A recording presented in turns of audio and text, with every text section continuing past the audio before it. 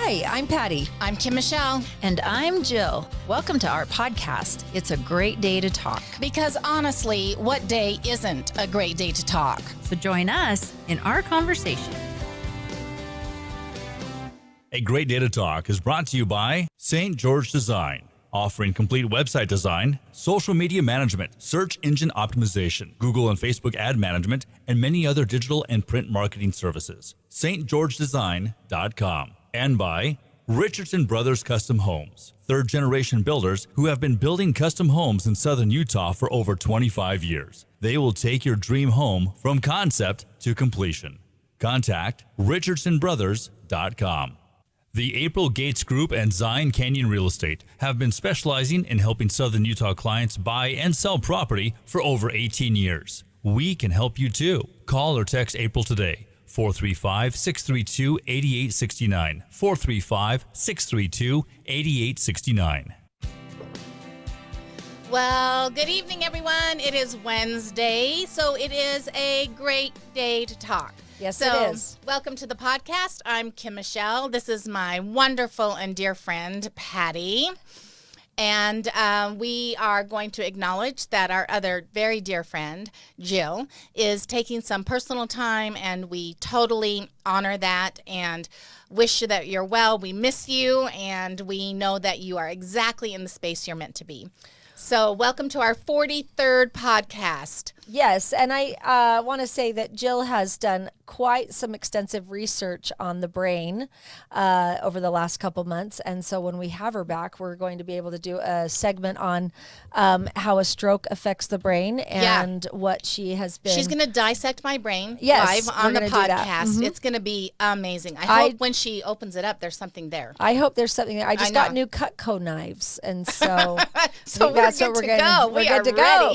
But tonight we are so excited. So excited, yeah. Because we have a fabulous guest. And if you saw the post earlier today, I had a link to a news article and video of our guest tonight named Marie Hodigan. She is the principal at Piper High School in Sunrise, Florida. The school serves students in grades 9 through 12, many of whom are first-generation students of color whose families confront significant socioeconomic obstacles. Under Ms. Hodigan's leadership, the school has experienced an impressive turnaround featuring college-level coursework opportunities through a program administered by the University of Cambridge in England, a $20 million campus renovation, and the establishment of a dynamic group of educators focused on helping each student reach his or her potential. During Ms. Hodigan's tenure, enrollment has increased, graduation rates have soared, and student scholarships have skyrocketed. I told her I was just going to introduce her as my badass friend, and then I talked to our mutual friend, and our mutual friend Stephanie said, "You mean your badass friend's badass friend?" And I said, "Yeah, exactly." Yeah, exactly. Yes. So, ladies and gentlemen, welcome Miss Principal Marie Hodigan. We are so grateful that you are here to join us tonight. Thank you. Yes, thank you so much. Thank you so much for inviting me. I'm so excited to be here. Yeah, and one of the things that I just want to make sure that everybody is clear around is, you know, being a principal, friend, buddy, comrade, compatriot, co-worker, all of those combination of terms, whether you're in the education system or whether you're working your own business or whatever, working and being with people, the same issues that come up will come up across the board. Absolutely. So if you are not in education and you're thinking, I guess this isn't the podcast for me. I guess number 43 isn't time for me. Then I'm going to suggest that there is if you're listening to this, there is something very powerful you're meant to get from here. So take the conversation and apply it to wherever you are in your life, whatever your life experience is, and go from there. Absolutely. And, the principles that Marie has used to be successful at her high school can be used anywhere. Absolutely. Yeah. So let's tell us a little bit about how you made it to the high school that you're currently at in Sunrise. Is that correct? Sunrise, Florida? Sunrise, Florida. So I have kind of an interesting journey in education. It's actually a second career for me. So I started out when I graduated from college as a young copywriter in the advertising business. And it was a great experience. I loved the advertising business, really, really enjoyed it.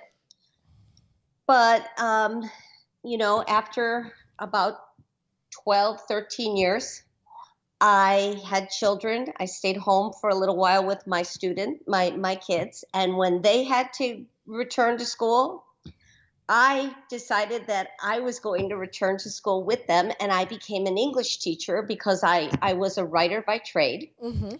And it was something that I had wanted to do when I was in college, but, I went different routes. My family kind of motivated me to try different routes. And I will tell you that people find what they're meant to do. Yeah. I love the classroom from the moment I walked in. So I went to I was in a magnet high school in Fort Lauderdale, Florida. I started out as an English teacher there. We served, a diverse group of students, from high performing students to students who are fragile, many of them first generation. And we did great work at all levels. I was an English teacher, loved it. I became the magnet coordinator for the Cambridge program, which is a very rigorous program that allows students to actually complete college level work while they're in high school. And I became the magnet coordinator for them. And then I went back to school, got my degree in educational leadership, and became an assistant principal there. When I left, I was second in command underneath the principal. And I was transferred to Piper High School with the idea that I was going to assist primarily in curriculum and instruction, and to also assist with some operational areas that the school was struggling with. I loved it. It was a school that had great need at the time. After a short period, I became what is called a principal intern. So while I wasn't the acting principal, I wasn't the principal of record. I was actually the acting principal on a day-to-day basis. And after a year, I was appointed as the principal of record. I will tell you, one of the greatest, advantages and joys of my high school is how my community has supported me. I have truly, a very interesting, diverse community. Many of my students and families are Caribbean families. Many of my students are first generation, and many of them have obstacles. I have beautiful, beautiful parents, some of whom work, 2 and 3 jobs because they do whatever they need for their children. But that in itself, causes obstacles that the whole family, has to face. Many of my students come, and I have incredibly bright, successful children that are going on to Ivy League schools, but I also have many, many students that are fragile. They need extra support. But our community has come together, teachers, staff, administration, and the families. We partner with our parents, and we've done some beautiful work. Wow. If you don't have the community support to a school, I don't know that the success of the school would work, right? If you don't have parent support and the community rallying around different activities that they'll come and they'll pay and they'll support, you can't I think keep that's programs running. Yeah, I think that's really difficult. So in a diverse community like yours, what do you feel like has been the greatest tools and attributes that you've brought from yourself in order to create that atmosphere of cooperation between all of the players that you have involved there at the high school? That's a very good question.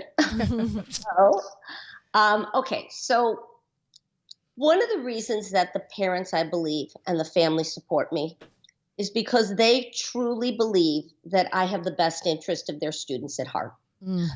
Not only, do I want to bring every opportunity from an education perspective and a life perspective to my students, I mean, I care for them. I always tell my parents, I was a parent first. I have two sons. They are grown men. So now I have 2,200 beautiful children that I get to take care of on a daily basis. What I did when I came to the school, the first focus was on instruction, because that's what we are. We are an academic institution. We offer many other opportunities, but first and foremost, we're an academic institution. So I have had extensive experience with the University of Cambridge's Cambridge program. I brought that right to the school. And I will tell you that it is a very high level program. We have students that, as ninth graders, freshmen, are taking 3 college level courses while they're in high school.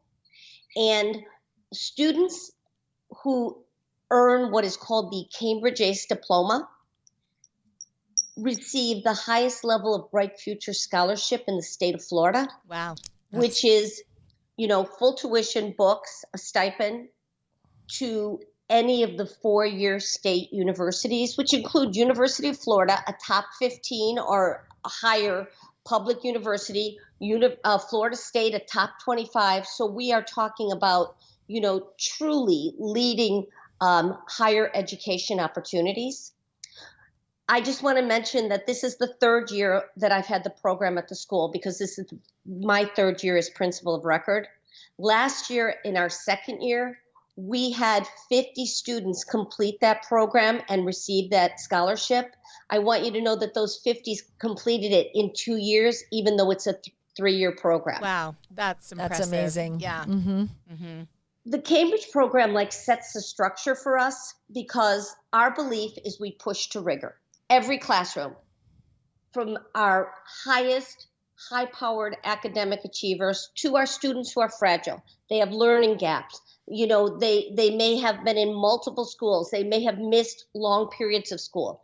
We push to rigor because one of the things we refuse as a community to fall trap to is what we call the soft bigotry of low expectations. Oh, yeah. Yes, let's spend some Very time there. high expectations for our students. And while some of them may not reach that pinnacle and reach the complete, they will reach higher than if the expectations were low. And we see it all the time.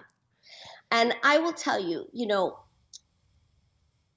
I have a community of students. When I came there, there were some operational issues. There were some problems with structure. We have put all that into place, and I have beautiful children. I have fun students. They want to learn. They want opportunities. They want to go to college. They want careers, internships. They want the best for their life. And I truly believe that they're going to step up, and they're going to make a better life for the children that they have in the future. Mm-hmm. That's amazing. I have a couple questions. One is, with the Cambridge program, do any of your teachers qualify to teach the Cambridge way? It's great. I will tell you that, Cambridge has afforded, through the state and through our success rate at Cambridge, it has brought resources and funding to the school, which has been extensive. We have sent all the teachers who teach Cambridge to Cambridge trainings. They're in the States, but they are conducted by the Cambridge organization itself. Plus, when I came to that school, my principal, who I had worked closely with, said, go to the school and find the talent. Those teachers are there. And I'm like, oh, no, the teachers we have at this school are so incredible. I went to Piper and I found incredible talent. I found teachers who came, early in the morning. They stayed well into the evening. They worked with some students that were, difficult because the kids were having trouble finding relevance in the classroom. They were there long days. They loved those children. They provided excellent rigor, excellent instruction. And, they did whatever needed to be done, oftentimes using their own resources, to help those students. So, we've really achieved a lot with that program, and it's really set the structure for the whole school. Our goal now is my highest students, they come in, they start in 9th grade. The idea is it's a 3-year program. You're going to try to get that Cambridge diploma and that scholarship. Some students start in 10th grade. You're going to try to get that Cambridge diploma and that scholarship. But other students, including some of my most fragile students, by 11th or 12th grade, our goal is that they're going to take at least one Cambridge college level course before they leave us. And even if they don't pass the corresponding exam, they will be so better suited in the future when they face that type of rigor again, either at a community college, a 4-year university, or if they go into a career where they have to get a certification and sit for extensive exams at that point. So it's a benefit to everybody. Right. I teach advanced placement psychology, and I tell my students all the time, just the fact that you're in this class and you're expected to perform to the rigor is going to put you in a leg up in college because you're used to the rigor. Whether you pass the AP exam and get the college credit now isn't as important as it is that you're here doing the work and preparing yourself to do, succeed in college. And I think that's true. But my question too is so in non-AP classes, how the rigor for all students, general ed students, maybe not in Cambridge program, the rigor plus accountability, I think I face in my school, and Kim Michelle probably would agree that she does at her high school as well, but that we have to just continue to keep getting kids opportunity after opportunity after opportunity. And one of the opportunities for these students is that they fail. And we have to provide so much evidence that we did everything we could, and then still give them more opportunity after the quarter's ended. So how do you provide rigor and accountability?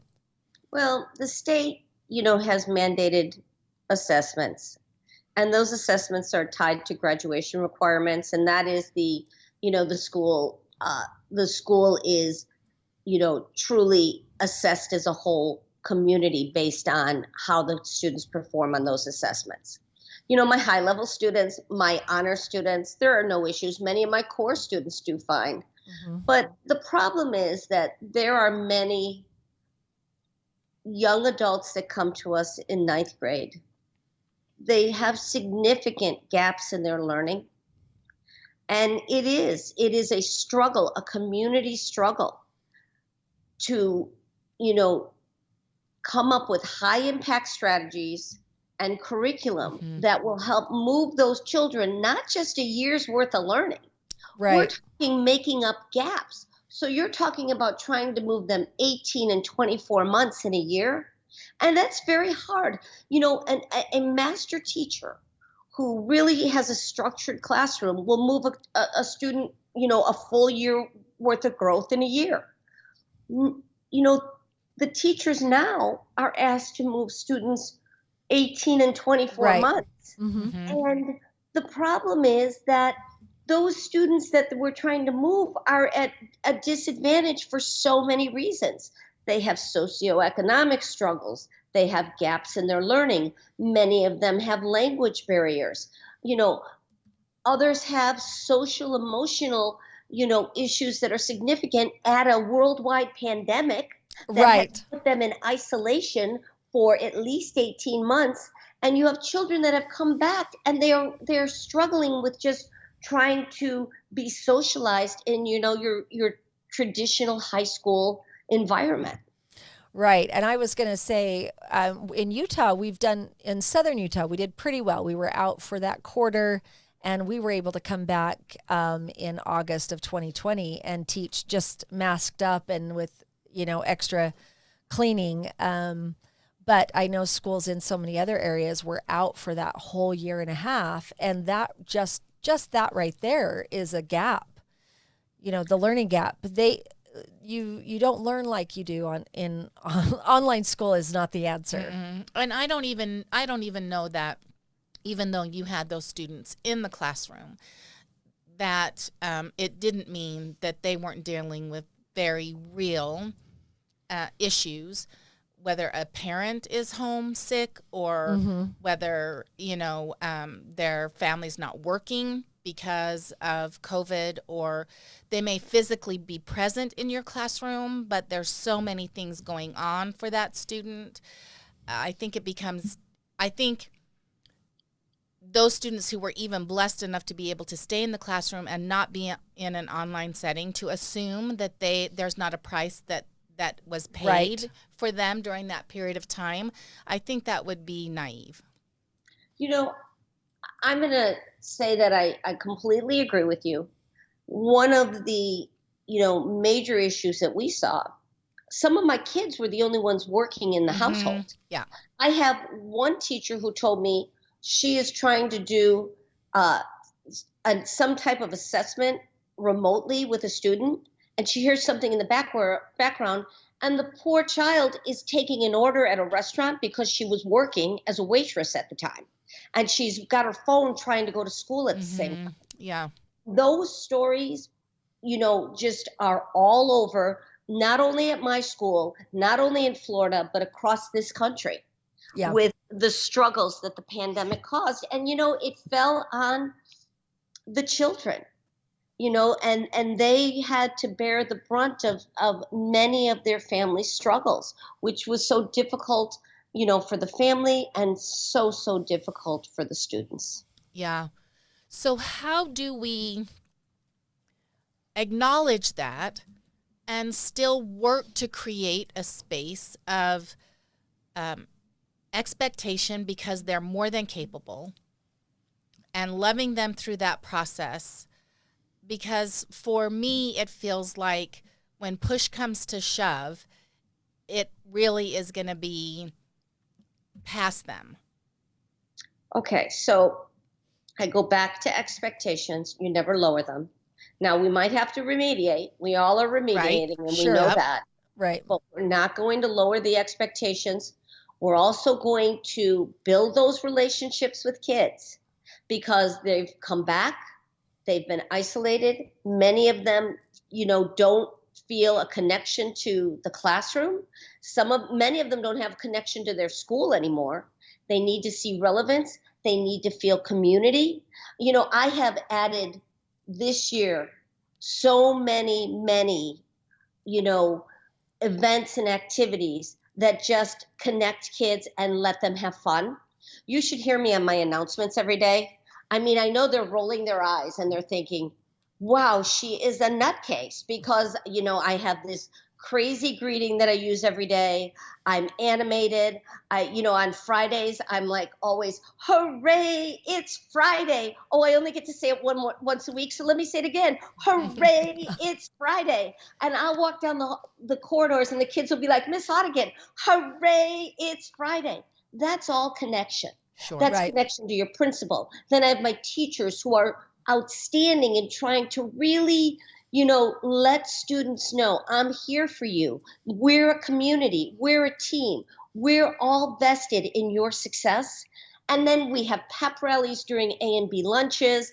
I have this wonderful gentleman named DJ Nasty. He's on 99 Jams in South Florida. And he comes, and he came to my school and pretended to be principal for the day one time. And he's come back, and we've held pep rallies, and the kids love it, and it's fun. And then they are Bengals. They are Piper Bengals. They have a community, and they really, when they're vested like that, they want to be successful, and they don't want to disappoint the adults that believe in them. Right. And they know that we care. Kids need to know that you care. They say, I command respect. It's hard to command respect. Yeah. You must provide respect. You must provide love, and the respect will come. And it's not always easy, because kids have walls. You have to break down those walls. Mm-hmm. Absolutely. I think that's one of my favorite parts about teaching is to find those areas where you can connect with these kids. Absolutely. Yeah. Yeah. I think that's why we all went in it. I mean, I can talk all day about psychology, but that doesn't give me the feel goods that it does when I can see a kid connect. Yeah. With me. Absolutely. And I love that you have created a space where these kids are buying in. That's amazing. And if They they really are. You know, I get on the announcements too, and every time one of the seniors is accepted to college or university or signs with the military, I read their name, I talk about the school, I congratulate them, and then I invite them to a luncheon. And I have the luncheons maybe once every 3 or 4 weeks, and I give them this extended 2-hour luncheon, and we you know, have some great food. We sit around. I let them tell me how how to change the school to make it better, which they all love to tell me what to do. And the best part, though, is when I make those announcements on the intercom, I'm speaking to the 9th and 10th and 11th graders as much as I'm speaking to the seniors. Sure. And I tell them, listen, guys, these seniors didn't do this yesterday. This has been the plan for 3-4 years. You should be thinking about the same things. I need to be reading your, names and celebrating you in a year or 2 or 3 years. And I'll tell you, they really love it. They really, really love it. And, I get 1 or 2 seniors or, 5 or 6, and that's the first luncheon. And after they hear about it, the letters are flying in. My email is packed. My assistant has them. Everybody is bringing them to me because they become, you want to create that culture that it's cool to be smart. Yeah. Right. That's the culture you really want to create. And then you get students who are like, can I take an ACE class? Can I take an AP class? And you're like, listen, right now we got to work on some other skills. But once we, really master those skills, yes, you can. Mm-hmm. We're going to work with you. And then you get the buy-in of the student. And once you have that and you have the right teacher in place, you can really, that's when the magic happens. Mm-hmm. Right. Yeah. So just so I'm clear, every senior who has received a letter of acceptance from a college or university, you acknowledge them on an announcement. On the intercom in the morning, and I'll read all the acceptances. And then I have these every 3 or 4 weeks, I have these luncheons. That's amazing. I will tell you too, I'm going to brag about my school a little bit. So, I had 7 students and when I came to the school, we were not considered one of the, high, fast-paced academic programs. We've changed that significantly. My Cambridge program has grown to be one of the largest in Broward County, and Broward is one of the largest Cambridge districts in the country. And I had an 80% pass rate last year on my Cambridge exams. So not only are we placing students and pushing them to rigor, they are performing and they are succeeding. But one of the things that I really love is that, we really are celebrating kids.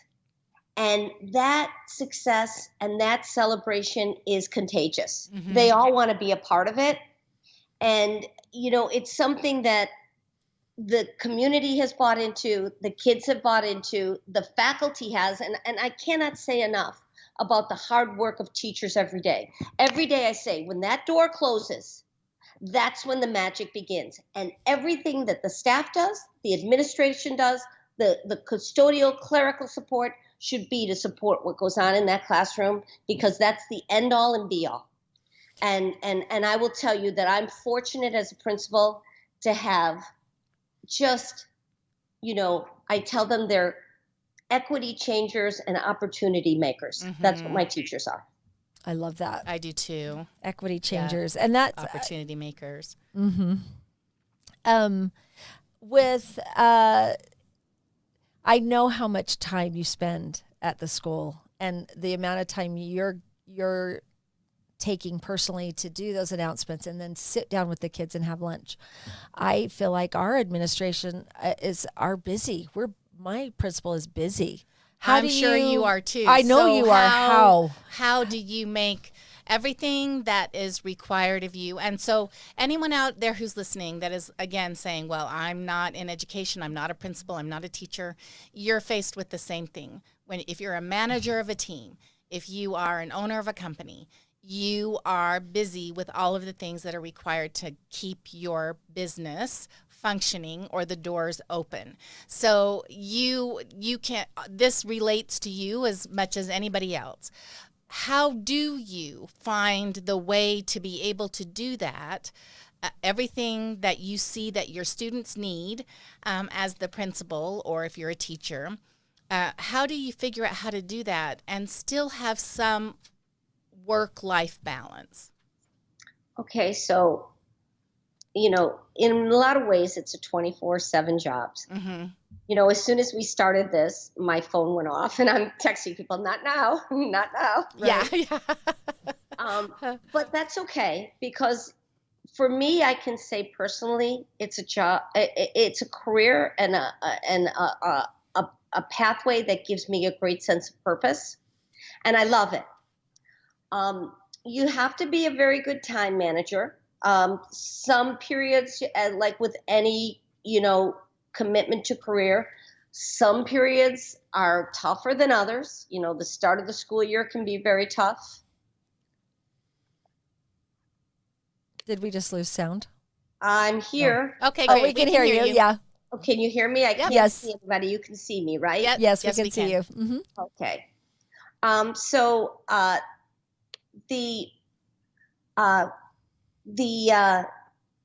what I do typically is, I start in the morning, I check my email, I check my calendar. I usually check my calendar the night before, because there are people who put things on my calendar other than me. My assistant does, district people can. So, things are popping up all the time.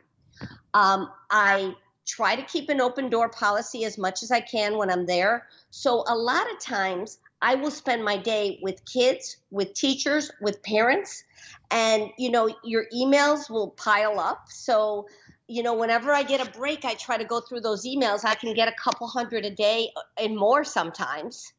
And some of them are important, and you've got to be able to find those key ones and target them and put the others to the side so you can get them. I'm willing to work weekends whenever and I do, because I'd rather be in control during the week than, have just crazy days all week where I'm trying to catch up. I need to have a structure and feel like I'm in control of the situation. And I will tell you, I make my time. I have more time than many people because my children are grown. Mm-hmm. All right. So I'm home. I'm independent. I have time to myself, but I do make time for myself. I run, I work out. I love yoga. I really try to do something for myself every single day. I'm not great at sleep, but I try to get good sleep, but right. That kind of goes up and down. But it's, every day is a challenge. And one of the things that really keeps me going is I love it. And I have fun with it. We've talked at the homecoming game this year. I danced with my auxiliary dance team. Yeah. And they taught me the dance, and I wore this outfit that I still try not to let anybody see, which is posted. It'll be posted on our website. 500. You have 1 million or so views of you in that outfit. Mm-hmm. Yeah. And I did. I mean, the kids put me on Instagram. I had over 300,000 views. Right. Had a couple 100,000 on, other social media apps. I mean, I really, really, it was fun. And, that makes it, that not only builds my connection with my kids, and that's why I did it, but it makes the job fun. It makes it part of my life. And it's something that, one day when I do retire, I'm going to miss significantly. Mm-hmm. Right. Yeah, absolutely. It's funny because I once ran into another principal, and she told me she retired, and she was actually teaching a workshop that I was at. And I said, oh, I thought you retired. And she goes, well, I did.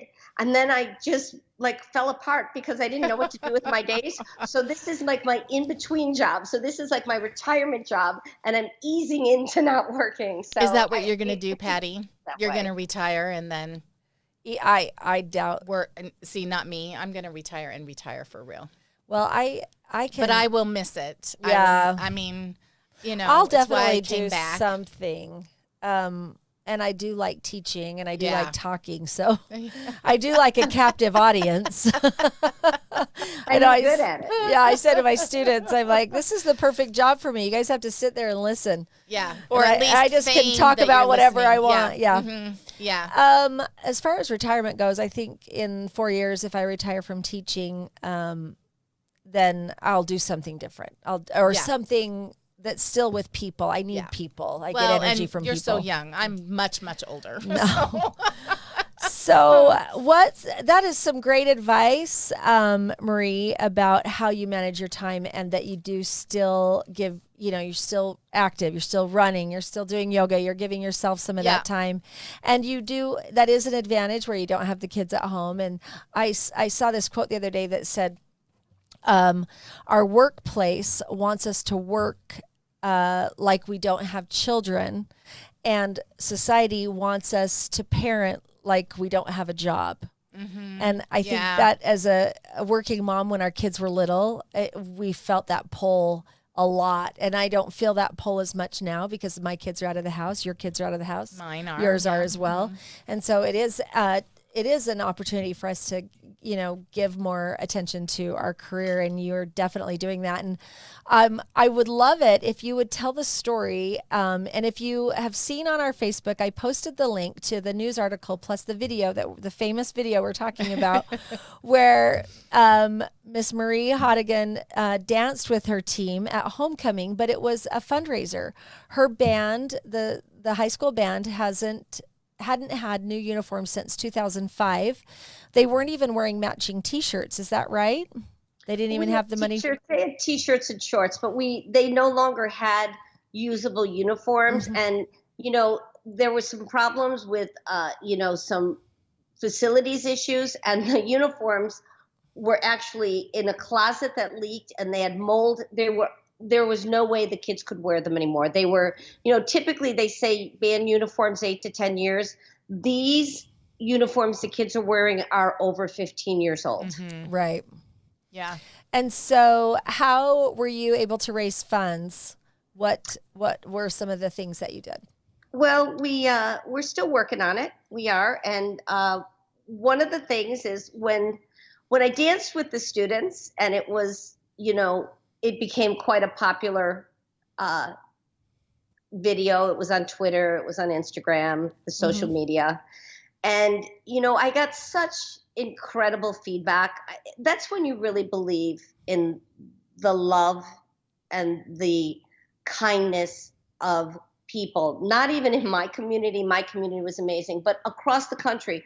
I received comments and, just favorable feedback from people all over the world. I really did. Right. And so, we put a link and we asked for donations, and we got quite a few donations for the uniforms, and lovely letters that accompanied them, wishing the kids well, hoping that the school was doing, could continue to provide what the kids needed. And anybody out there who is listening that, either sent me a message or donated, I just want you to know you make a difference in kids' lives. And I thank you from the bottom of my heart. My kids thank you. My teachers do. Because, my teachers are doing the real work, and you're supporting the real work. Mm. So I went out there. I wasn't very good. But that's okay. I thought you rocked that you were pretty good. Yeah. That was part of the fun.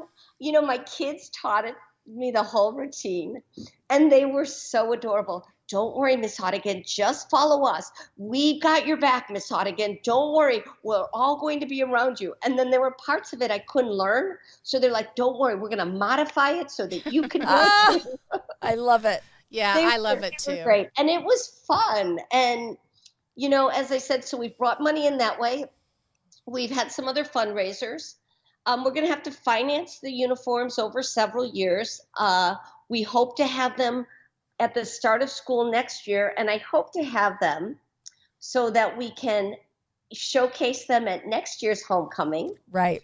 Maybe we'll have another surprise that We better. And the thing is that the students are going to have to fundraise too, and they are. Yeah. And they're Yeah. trying to bring in funds because uniforms like this, believe it or not, 125 band uniforms, and they're lovely, but they're typical band uniforms, close to $75,000. Yeah. Yeah. That's a lot. Yeah. And what do schools do? I mean, how do other schools get this? How are they getting new band uniforms? I kind of wanted to talk about the inequality of funds that are appropriated to different schools. Like, I don't even know how our kids, they probably just get band uniforms. Like, I don't know. I'm sure they pay something. They pay something to rent them maybe, or? When you have a high socioeconomic school where predominantly most of the students, come from households that have, significant discretionary funds, parents are able to buy things. Okay. And that's fine. And, I'm a parent, and whenever I could, I wanted to buy things for my my children. Sure. I love them and I wanted them to have it. But just because you can't afford those things doesn't mean you don't want your child to have them. Absolutely. Or that your child doesn't deserve them. And Right. that's where the inequities come in. And it puts more pressure on those schools because we're talking about band uniforms. Well, let's go into even, other resources that affect every child. And, there's inequities at that point. The school has to find funding for those areas before they even look at things like band uniforms. Right. So really, I talk about 125 students. I have 2,200 kids at my school. Yeah. Okay. So what are we talking about? We're talking about 5 or 6% of the children. So it is difficult. It is an ongoing, process. Our school has been very successful. We have gone with academic programs that allow us to bring in funding from state, and we have been very successful at those programs. And, we're a school that can,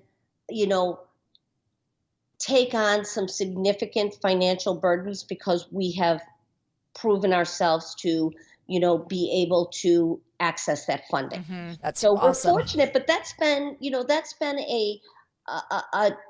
this is our first year where we have really felt the benefit of that, and it's going to continue to grow.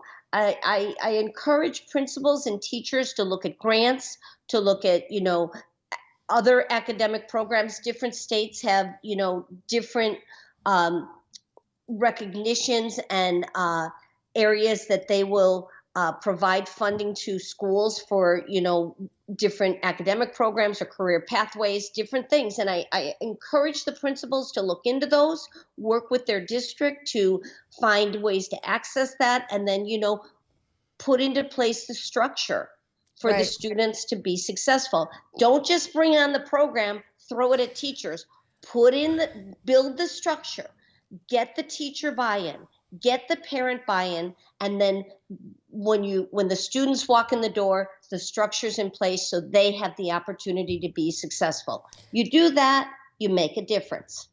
That is 100% true. And I think we've seen over the 27 years that I've taught, like, we've seen programs just thrown at us without the structure, without it in place to be successful. Like, okay, here, do this. Okay, now do this. Or, okay, today we're going to, this year we're going to try this program.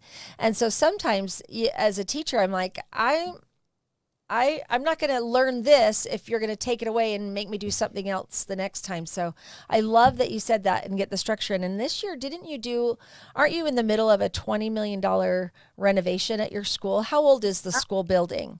The school was built in 1972. This is the first major renovation that it has seen. And we've needed it. we really, really have needed it. I mean, we had significant roof leaking problems. We had significant air conditioning, problems and issues. And in Florida, that's a big deal. Absolutely. Yeah. Yeah.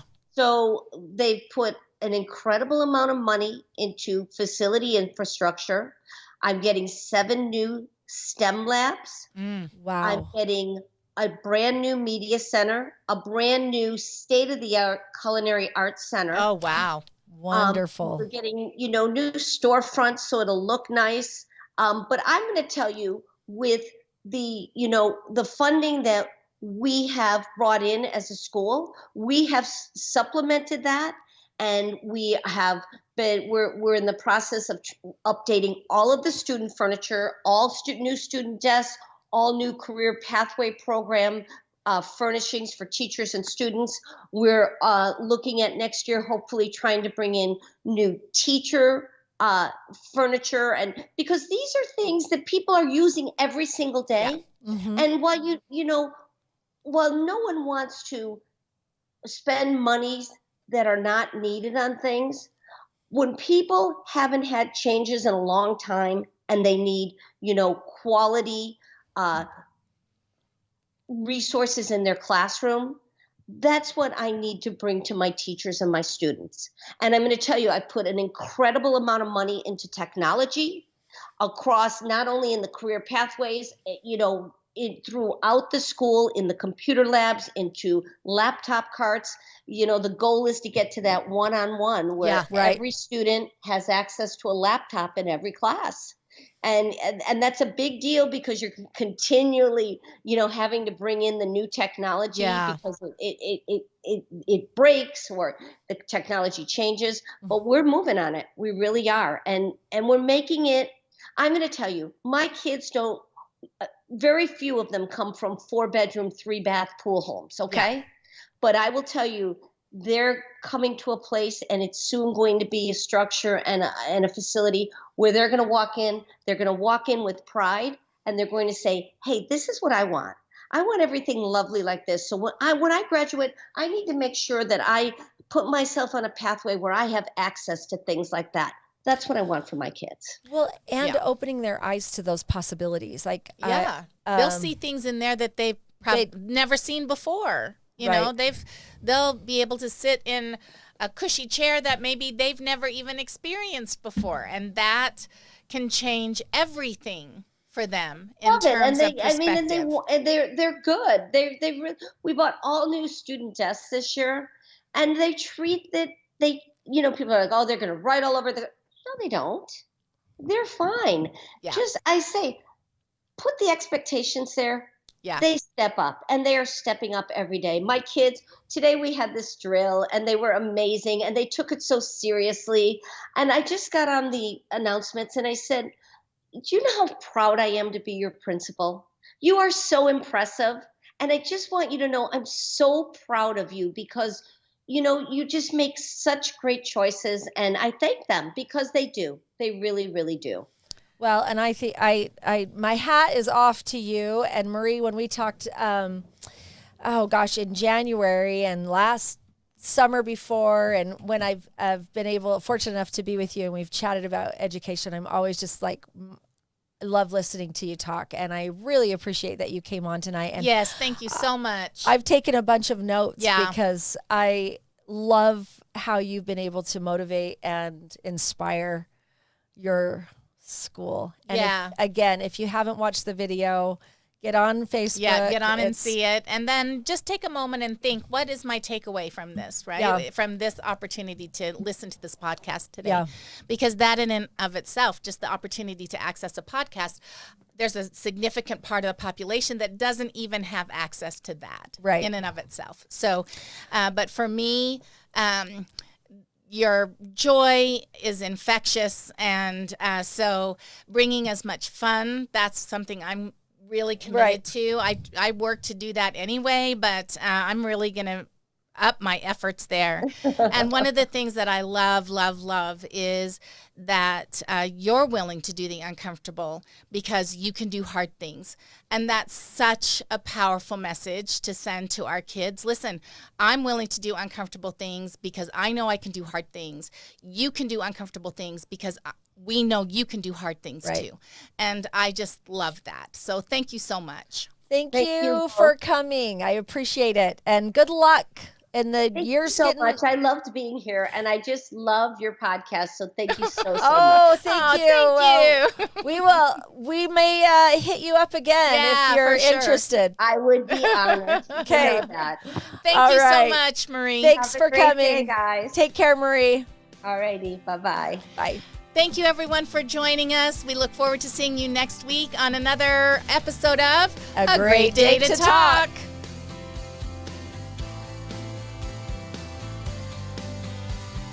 Thanks for listening to It's a Great Day to Talk. Be sure to follow and subscribe to us on your favorite podcast platform. And until next week, Get out there and talk. This has been a production from a podcast studio.